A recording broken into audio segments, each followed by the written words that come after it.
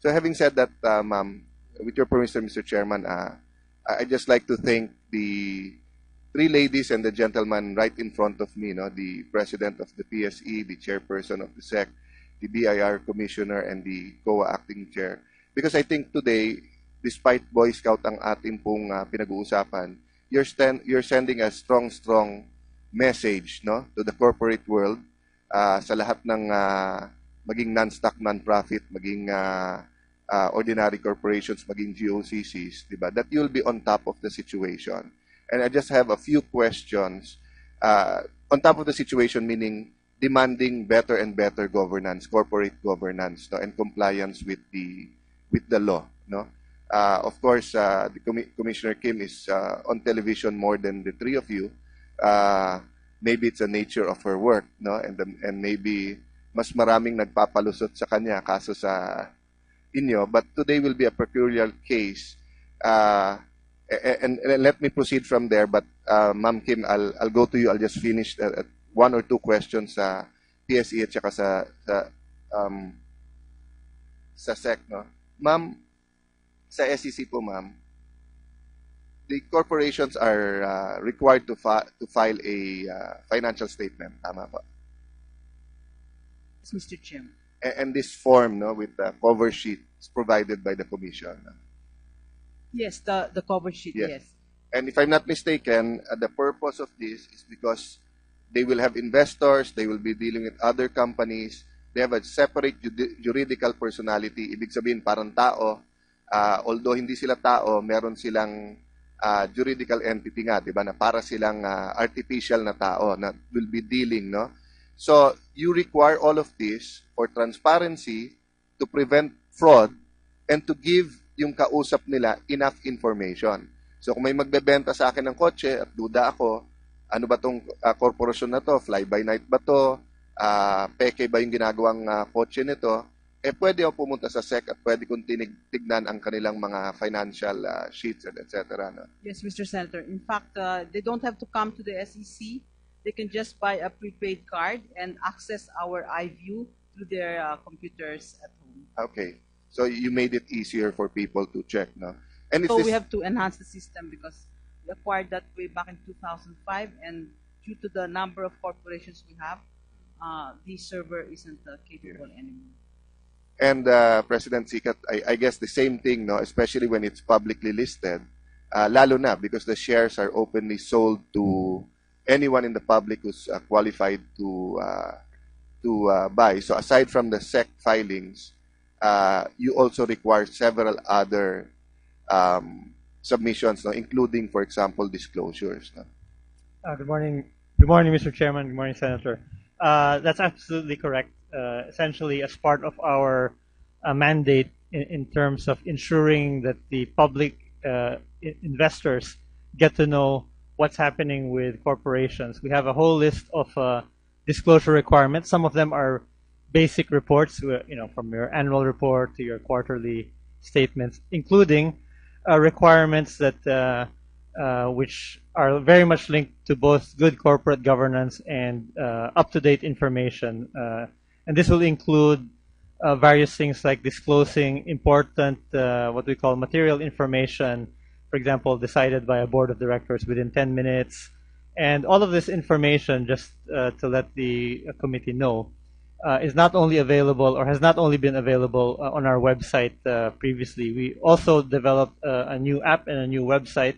It's called PSE Edge, so people can actually subscribe directly so that any corporation who's listed, they submit all of this through this particular facility, and the public can actually see real time what they are actually submitting to the PSE. I'm a witness to that because I have that on my phone. But in a nutshell, ma'am and sir, no, basically on the positive side, these are all done para mapadali ang business, di ba? Because more business, more jobs, more taxes, and it's basically for our economy on the positive side. On the negative side, para walang lokohan, para walang fraud, no? Meaning the more transparent, the more information. For example, sa PSE, you can prevent insider trading, you can prevent na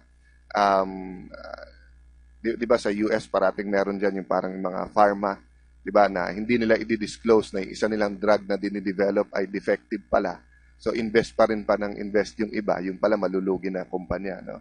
So things like this, no? So but basically it's to promote business and promote people investing, no, in corporations on the positive side, and on the negative side to prevent fraud, no? In a nutshell po, ganun ang purpose nitong lahat. No? Mr. Chairman, Senator, that's also very correct. I think in addition, from the PSE side, we also have something called the Capital Markets Integrity Corporation. It's actually funded by the PSE, but it's an independent corporation with independent directors. Their main job is, and we've given them, let's call it high technology and software to basically figure out, perhaps maybe not on a preventive basis, but as close to real time as possible, that they can detect, maybe have yellow flags or orange flags or red flags in terms of particular transactions that may or may not be, let's call it, not following the appropriate corporate governance. So these are tools, Mr. Chairman. So baliktad kayo ng gobyerno. Sa gobyerno, ayaw ng COA. Kayo gusto nyo ng COA. So you invented your own audit system to make sure, di ba, that na there are no red flags or walang fraud, no? Because if that happens, sira yung buong, no, if massive fraud happens to the PSE, sira yung buong capital market at saka yung stock exchange natin, right? Yes, Mr. Chairman. So clearly we're trying to promote enhanced credibility and, of course, confidence in the market. Yes. Thank you. Not to say, Ma'am Heidi, na walang complaints, di ba? I mean, there are legitimate complaints. We're just saying that it's a difficult job. Ma'am and sir, the reason I asked that is because in this hearing alone, no, when Mr. Ongpin and when Secretary Ongpin and Mr. Oreta was here, when there's conflicting statements, we referred to their financial statements. And either sagot nila, hindi nila alam, or hindi sila nag-prepare nun, everything. But I was looking, for example, dito sa Alpha Land, no? It's signed by the President, Mario Oreta, the Treasurer, Josephine Manalo, and the Chairman, Eric Recto, no? And in the next page, it's notarized. So, ibig sabihin that they have to swear and subscribe to it, ma'am, correct? Yes, that's a very strict requirement of the SEC that the statement of management responsibility must be signed by those three persons. Okay. And under oath. Under. So meaning, aside from the companies. administrative penalties that you can impose, no, of course, cancellation of their yung certificate and yung shortening of their corporate life, of you allowed monetary penalties. Can impose monetary penalties, but if it's a listed company, then it will fall under the Securities Regulation Code, specifically Rule 68. And the penalties there would range from revocation of the registration of the securities and then fines and penalties. If it's an ordinary corporation, we don't normally require a notarized statement of management responsibility, but under Section 141 of the Corporation Code, we can still go after them also for submitting financial statements with material deficiencies or misstatements and also fine them. But the penalties in the Corporation Code is only up to a maximum of 10,000 pesos. That's why in our proposed amendments to the Corporation Code, we are trying very much to have those penalties increased. Any criminal penalty, ma'am? With respect to filing of criminal aside from fines, complaints, meaning any jail time? Yes, with respect to falsification, of course, especially when it's with respect to procuring registration and they submitted fraudulent papers, of course, we will file a criminal complaint. But only when it's under oath. Yes. Yeah, because that's a debate, because some corporations business wants to move towards the fines like the US and less criminal. More of civil enforcement. Yes, penalties because of possible harassment or cases in court and losing investors. So, but we will have a opportunity to fully discuss what's best for the Philippines. But my point in that is that this one is under oath, no? And going to Commissioner Henares, ma'am, because under oath, the testimony of I will not ask you for a ruling now. I'll just tell you what happened, and I'll ask you, ma'am, for the general concept of compensation and taxation and compensation. But basically what happened here is that Secretary Ongpin said that hindi ordinaryong empleyado si Mr. Ureta, so binigyan siya ng a number of shares as compensation. Pero sa libro ng kanilang kumpanya, nakalagay ito binili ng kumpanya. No, I'll be more clear, no, but again, I won't ask you directly on this. I'll ask you hypothetical questions, no. So basically, Sime Darby, yung may-ari ng lupa, sold 100% of its shares to Silvertown for 400 million. So pag dinivide mo yung number of shares, it came out to 12,000 per share.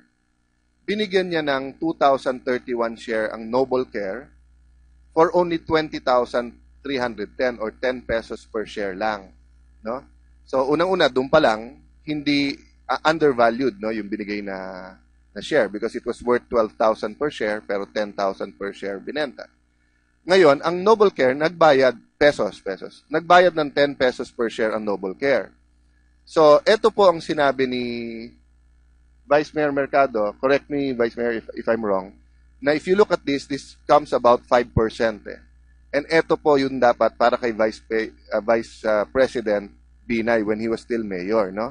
Ang testimony ni Mr. Ureta, they paid for the share at par value, kaya nga 10 pesos, no?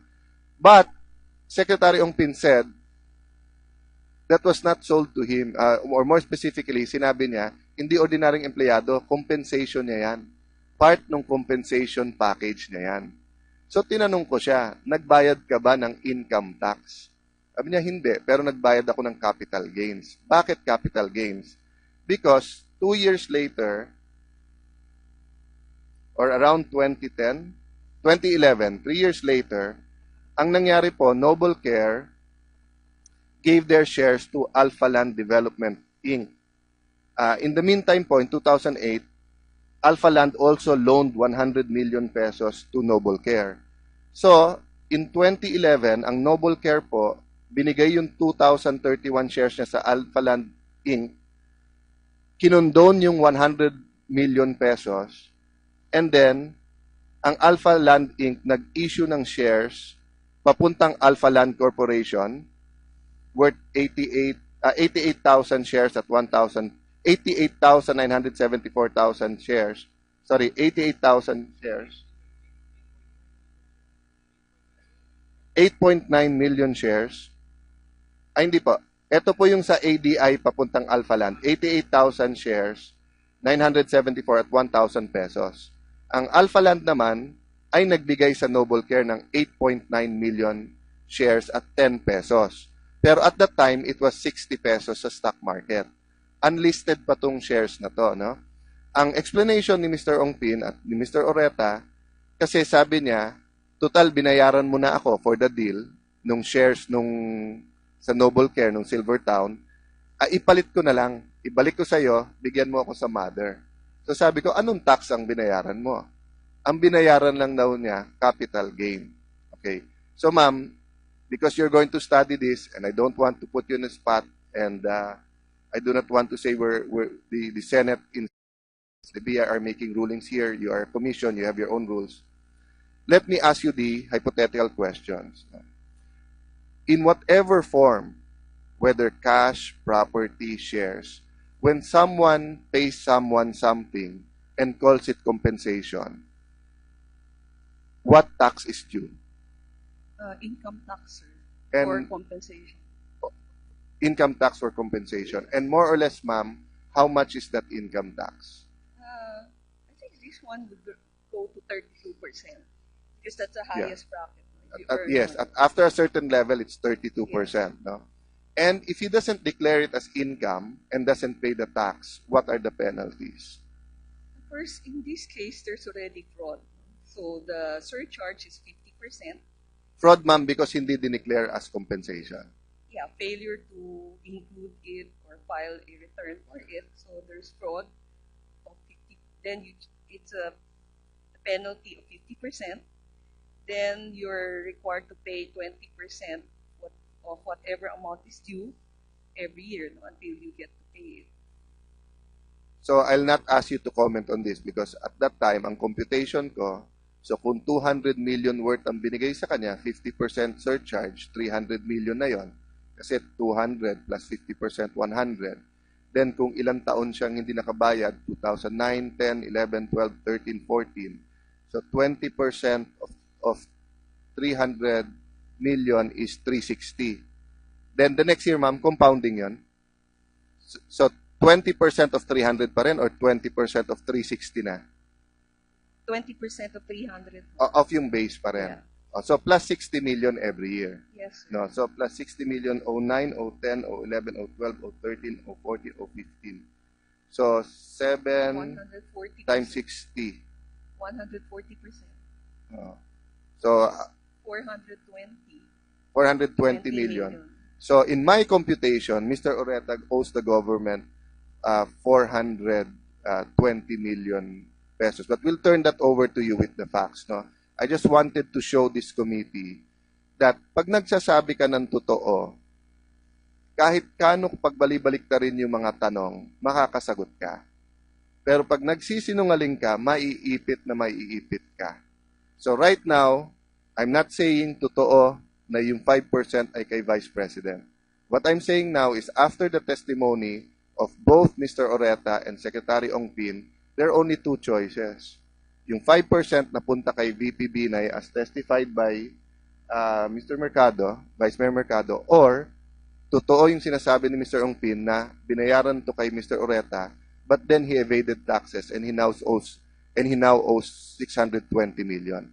So I just wanted this to be an example to the other deals being made that are either anomalous or they can be straight but they don't pay the right taxes. So I apologize, ma'am, that we had to bring the heads of the offices here today, but I think it will send a strong message to the other businesses that pay the right taxes, the government will protect you.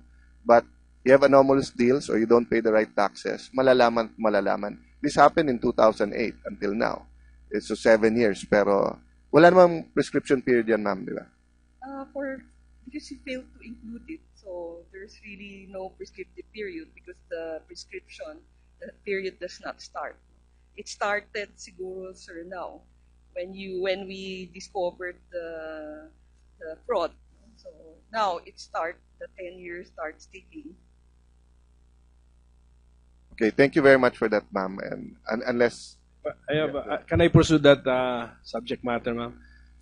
Mr. Ongpin called it carried interest. So have you encountered that term? And then that's part of his compensation. And as I understood it, it is an ongoing arrangement. So not only for the Alphaland Malugay development, but for each and every project that Mr. Oreta can bring to the corporation. He has a carried interest. So how do you understand that term, ma'am? Is that really part of compensation?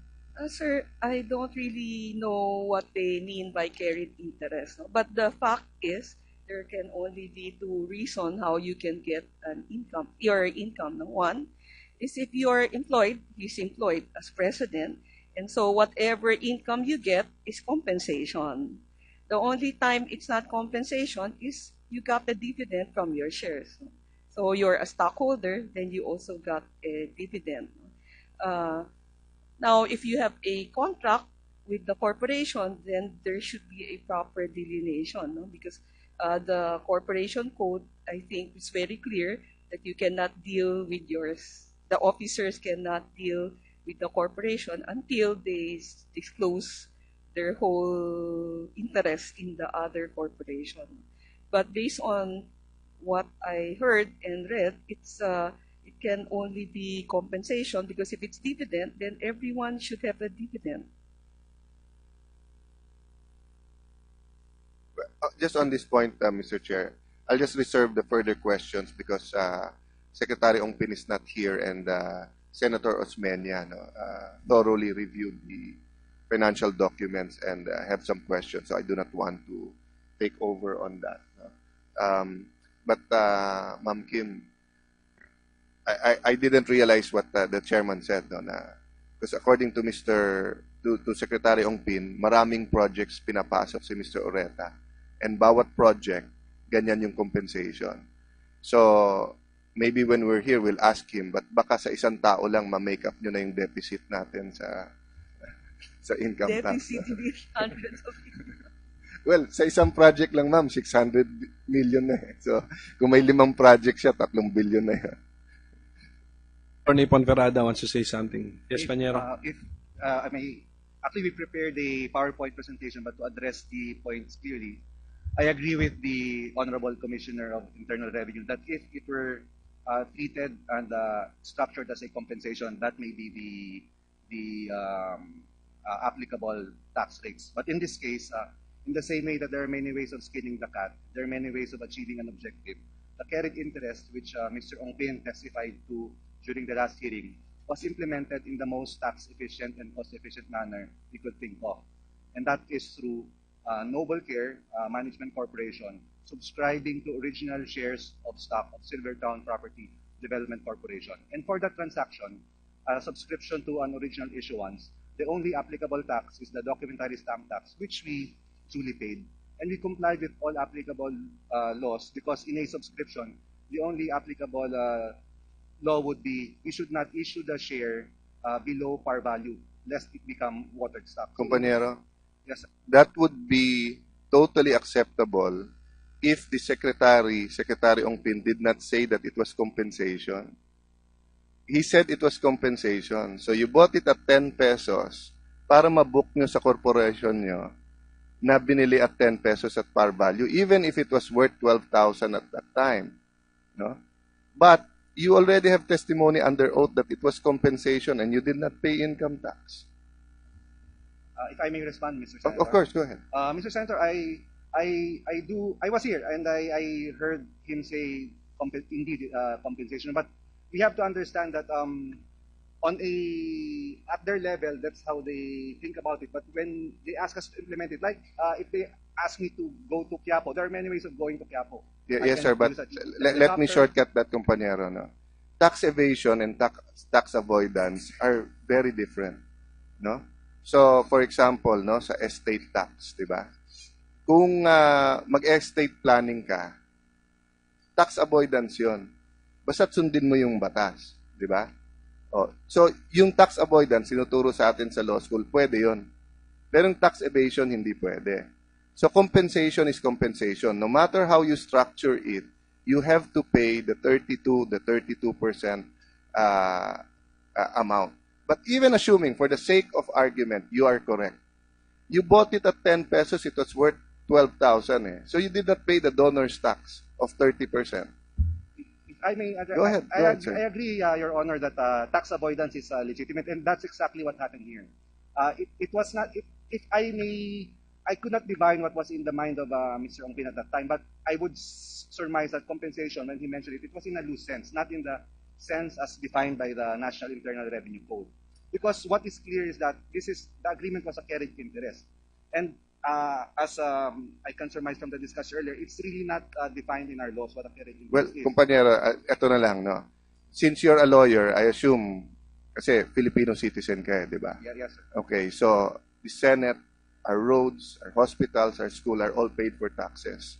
Kung susundin natin yung advice nyo, at lahat na lang kami, pag nagbigay ng sweldo, lahat ng korporasyon nagbigay ng sweldo sa empleyado, ganyan ang gagawin. Walang kikitain na taxes ang gobyerno. E de, paano na ang Pilipino? Pero yung may sweldo po si Mr. Oretas. Speak into the mic, sir. May Panyero. sweldo po si Attorney Oretas bilang presidente po ng Altalan. Papataksan nyo yung sweldo na 200,000, pero yung 200 milyon, gagawan nyo ng paraan na hindi magbayad ng compensation tax. Kasi hindi po siya binigyan ng shares. Kung bigay po, mag-agree po ako. That's what Mr. Ongpin said. It was part of his compensation. Even if you undervalue it, if I say that part of my compensation for Mr. Cuervo, because inappraise niya yung house ko, is to give him land, and then binabaan ko yung presyo ng land ko, yung compensation pa rin niya, yung real value ng land ko, yun pa rin. Pero tama po kung binigyan, pero hindi po binigyan. nag-subscribe po si Noble Care Management Corporation sa original issuance ng Yes, shares ng Silvertown. Kaya wala pong donor stock dito kasi hindi naman Hindi po po binigay. nag-subscribe. Binentahan po ng Silvertown ang Noble Care Hindi po at binenta po. at Subscribe po. at 10 pesos, di ba? Hindi po benta po. Hindi po benta po. Subscription po. Subscription It siya, wasn't okay. a sale po. It was a It was a subscription. from the previously Sige. unissued But shares of stock. Silvertown bought the whole interest of Sime Darby at 400 million pesos.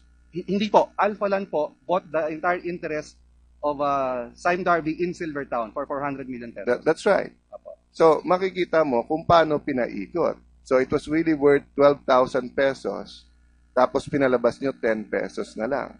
Kung nagbenta po si Alphaland ng shares mula sa binili niya kay Sime Darby, tama po, 12,000. Pero hindi po ganun po ang nangyari. Well, Nag-subscribe po anyway, si Noble Care. Sa Anyway, we gave you the opportunity. We also have our opinion. The commissioner is here. They'll study it. But, ma'am, Commissioner would wants you to say like something, Commissioner Henares. Sir, nowadays, tax avoidance is being frowned upon. No? If you do something to minimize tax for only that purpose, that is already tax evasion. If you did business and along the way it becomes efficient, then that tax avoidance. But to do it primarily to not pay taxes is tax evasion, no matter what you say it is.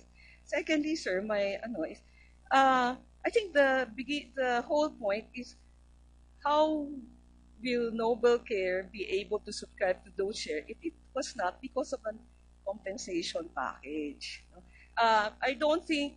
I mean, at the end of the day, that is part of the negotiation based on what I'm hearing. No? It is part of the negotiation for Mr. Oreta to work for Alphaland. No? So whether Mr. Oreta subscribed or not, that is part of his compensation. And we already came up with a rule that if you allow somebody to have an option to buy that shares at below its book value or fair value, then the difference is actually your income. So if let's say the shares of Silvertown at that time is 400 million for everything, and the book value should be a share is around 12,000, and somebody pays for 10 peso, then there is a recognition that there's an additional. Either it's a donation, the difference, or second, it's a compensation. Now, the thing there is, if this is allowed only to the management, then it will be the company who will pay for the fringe benefit tax, or it will be the recipient who will pay for the difference. So that's just the thing. Whatever you say, it is part of compensation. You just structured it. You already said it's structured. So it is part of compensation. By your own word, you already said it is being structured that way. So you have already admitted that's evading taxes. Thank you very much, ma'am, for that clarification.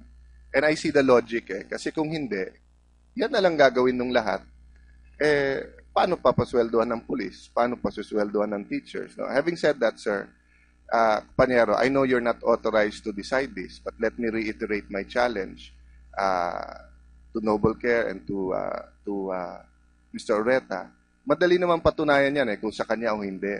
Kasi ang aking impormasyon, within 2 days, yung 100 milyon ay winidraw ng buo. At masusundan kung saan napunta ang pera. But Mr. Oreta refuses to waive his right to bank secrecy even on solely that transaction. I would understand kung bakit ayaw niya on everything. Whatever, kung sa pamilya, sa business niya, sa partners niya, ayaw makita bank account niya. But only on that transaction, the 100 million na pinahiram sa Noble Care. So I ask you to communicate that to him, and I'd like to say that in public. No? So kung sasabihin niya na compensation yan, pag-withdraw niyan, dapat napunta sa kanya. Pero ang balita ko, meron talagang napuntahan.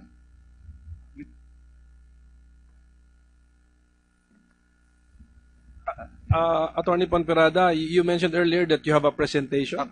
Pwede kung tumarin po. Siguro. So you can stick to your theory, your script. Baka mawala kayo. Sige. PowerPoint? Is it a PowerPoint? Apo. How many minutes? Mabilis lang po at saka madadaanan na rin po yung Sige po. Are we ready? Naibigay ko na po kay Atty. Kim. Are we ready? But in the meantime, dealing, no? So, you require all of this for transparency, to prevent fraud, and to give yung kausap nila enough information. So, kung may magbebenta sa akin ng kotse at duda ako, ano ba tong korporasyon na to? Fly-by-night ba to? Peke ba yung ginagawang kotse nito? Pwede ako pumunta sa SEC at pwede kong tignan ang kanilang mga financial sheets and etc. No? Yes, Mr. Senator. In fact, they don't have to come to the SEC. They can just buy a prepaid card and access our iView through their computers at home. Okay. So you made it easier for people to check, no? And So we have to enhance the system because we acquired that way back in 2005, and due to the number of corporations we have, the server isn't capable anymore. And President Sicat, I guess the same thing, no? Especially when it's publicly listed, lalo na because the shares are openly. For example, decided by a board of directors within 10 minutes. And all of this information, just to let the committee know, is not only available or has not only been available on our website previously. We also developed a new app and a new website. It's called PSE Edge, so people can actually subscribe directly so that any corporation who's listed, they submit all of this through this particular facility, and the public can actually see real time what they are actually submitting to the PSE. I'm a witness to that because I have that on my phone. But in a nutshell, ma'am and sir, no, basically on the positive side, these are all done para mapadali ang business, di ba? Because more business, more jobs, more taxes, and it's basically for our economy on the positive side. On the negative side, para walang lokohan, para walang fraud. No? Maraming nagpapalusot sa kanya kaso sa inyo, but today will be a peculiar case. And let me proceed from there, but Ma'am Kim, I'll go to you. I'll just finish one or two questions sa PSE at saka sa SEC. No? Ma'am, sa SEC po, ma'am, the corporations are required to file a financial statement. Tama po? Yes, Mr. Chairman. And this form, no, with the cover sheet is provided by the commission. Yes, the cover sheet, yes. And if I'm not mistaken, the purpose of this is because they will have investors, they will be dealing with other companies, they have a separate juridical personality. Ibig sabihin, parang tao, although hindi sila tao, meron silang juridical entity nga, di ba, na para silang artificial na tao na will be sold to anyone in the public who's qualified to buy. So aside from the SEC filings, you also require several other submissions, no, including, for example, disclosures. No? Good morning. Good morning, Mr. Chairman. Good morning, Senator. That's absolutely correct. Essentially, as part of our mandate in terms of ensuring that the public investors get to know what's happening with corporations, we have a whole list of disclosure requirements. Some of them are basic reports, from your annual report to your quarterly statements, including requirements that which are very much linked to both good corporate governance and up-to-date information. And this will include various things like disclosing important, what we call material information. So having said that, ma'am, with your permission, Mr. Chairman, I'd just like to thank the three ladies and the gentleman right in front of me, no, the president of the PSE, the chairperson of the SEC, the BIR commissioner, and the COA acting chair. Because I think today, despite Boyscout ang ating pong pinag-uusapan, you're sending a strong message, no, to the corporate world, sa lahat ng maging non-stock, non-profit, maging ordinary corporations, maging GOCCs, diba? That you'll be on top of the situation. And I just have a few questions. On top of the situation, meaning demanding better and better governance, corporate governance, no, and compliance with the law. No? Of course, the Commissioner Kim is on television more than the three of you. Maybe it's the nature of her work, no, and maybe mas